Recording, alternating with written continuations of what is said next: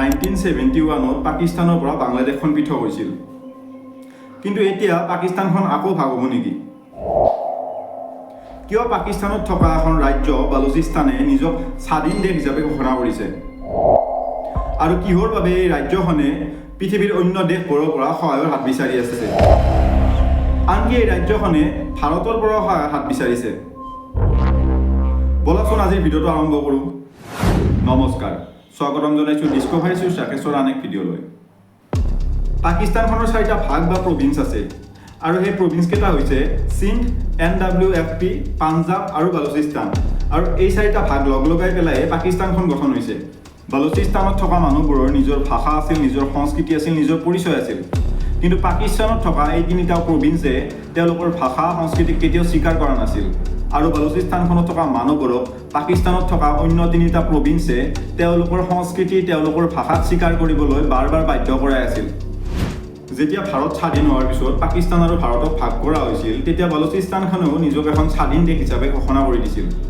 কিন্তু পাকিস্তানত থকা কিছুমান চতুৰ নেতাই বালুচিস্তানখনক বহুত বুদ্ধি খটুৱাই পেলাই নিজৰ লগত ৰাখিছিল। পাকিস্তানৰ অন্য 3টা প্ৰভিন্সৰ তুলনাত এই বালুচিস্তানখনত বহুত নেচাৰেল ৰিচোৰ্চ পোৱা যায়। আৰু সেইটোৱে কাৰণ আছিল এই বালুচিস্তানখনক পাকিস্তানৰ লগত লগ কৰি ৰখাৰ। বালুচিস্তানৰ চাংগাই নামৰ ডিষ্ট্ৰিক্ট এখনত সোণ পোৱা গৈছিল, যিহেতু পাকিস্তানখন তেতিয়া আৰ্থিকভাৱে বহুত দুৰ্বল আছিল আৰু পাকিস্তানৰ সম্পৰ্ক চীনৰ লগত ভাল আছিল। সেইবাবে এই সোণ আৰু তামৰ মাইনিং কৰিবলৈ পাকিস্তানে চীনৰ সহায় লৈছিল। এই সোণ আৰু তাম মাইনিং কৰি পেলাই যিমানখিনি প্ৰফিট হৈছিল, তাৰে 50% প্ৰফিট চীনক দিয়া হৈছিল আৰু 48% প্ৰফিট পাকিস্তানত থকা সেই 3টা প্ৰভিন্সৰ উন্নয়নৰ বাবে খৰচ কৰি দিয়া হৈছিল আৰু মাত্ৰ 2% বালুচিস্তানখনক দিয়া হৈছিল। বালুচিস্তানখন পাকিস্তানত লগ হোৱাৰ পৰাই পাকিস্তানে কেতিয়াও বালুচিস্তানখনৰ উন্নয়নৰ বাবে কোনো কাম কৰা নাছিল। আনকি বালুচিস্তানখনত যিবিলাক নেচাৰেল ৰিচোৰ্চসমূহ পাইছিল, সেই নেচাৰেল ৰিচোৰ্চসমূহ বিক্ৰী কৰি পেলাই পাকিস্তানে নিজৰ 3টা প্ৰভিন্সৰ উন্নয়নৰ বাবে কাম কৰিছিল। বালুচিস্তানৰ মানুহবোৰে কেতিয়াও পাকিস্তানৰ পৰা কোনো সহায় নাপায়। বালুচিস্তানৰ নেতাসমূহে কেতিয়াও পাকিস্তানৰ পাৰ্লিয়ামেণ্টত স্থান নাপায়। বালুচিস্তানৰ শিশুবিলাকে কেতিয়াও ভাল শিক্ষা নাপায় বা বালুচিস্তানৰ মানুহবোৰে কেতিয়াও চৰকাৰী চাকৰি নাপায়। আৰু এইবোৰ কথাত খং উঠি পেলাই বালুচিস্তানখনত থকা মানুহবোৰে নিজকে এখন স্বাধীন দেশ হিচাপে ঘোষণা কৰি দিছিল।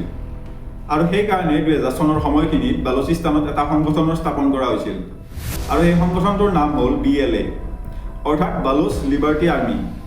এই সংগঠনটোৱে পাকিস্তানৰ বিৰুদ্ধে গৰিলা ৱাৰফেয়াৰ কৰিছিল। গৰিলা ৱাৰফেয়াৰ মানে হৈছে যি এই BLA সংগঠনটো আছিল, এই সংগঠনটোৱে গৈ পেলাই পাহাৰৰ দাঁতিত থাকিছিল আৰু তাৰ পৰাই পাকিস্তানৰ আৰ্মিবিলাকক গুলীয়াই হত্যা কৰিছিল। BLA সংগঠনটোৰ বাহিৰেও বালুচিস্তানত আৰু বহুতকেইটা সংগঠন আছিল, যিহেতু এই সংগঠনবিলাকৰ উদ্দেশ্য এটাই আছিল যে বালুচিস্তানখনক এখন স্বাধীন দেশ হিচাপে দেখা।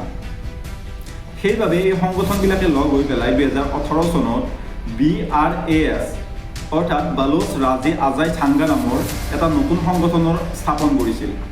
আৰু এই BRAS সংগঠনটোৱে বালুচিস্তানখনক এখন স্বাধীন দেশ হিচাপে নিজে স্বীকাৰ কৰি লৈছে আৰু পাকিস্তানখনৰ ওপৰত বহুত আক্ৰমণ কৰিছে।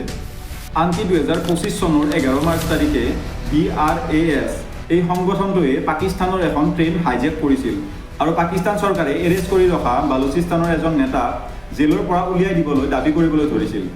কিন্তু পাকিস্তান চৰকাৰে ইয়াক মানি নলৈ পেলাই BRAS সংগঠনটোৰ বিৰুদ্ধে এটেক কৰিছে। আৰু এই এটেকত BRAS সংগঠনটোৱে দাবী কৰিছে যে তেওঁলোকে পাকিস্তান চৰকাৰৰ প্ৰায় 50 জনৰো অধিক সৈনিকৰ হত্যা কৰিছে। আৰু এইটো ঘটনাৰ পিছতে বালুচিস্তানত বহুত প্ৰটেষ্ট কৰা আৰম্ভ হৈছে। পাকিস্তানৰ পৰা বালুচিস্তানখনক স্বাধীন কৰিবলৈ বালুচিস্তানখনে ভাৰতৰ পৰাও সহায় খুজিছে।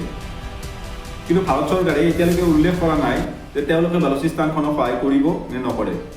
আৰু বালুচিস্তানখনে এইটো কথাও উল্লেখ কৰিছে যে পাকিস্তানখন এখন সন্ত্ৰাসবাদী দেশ।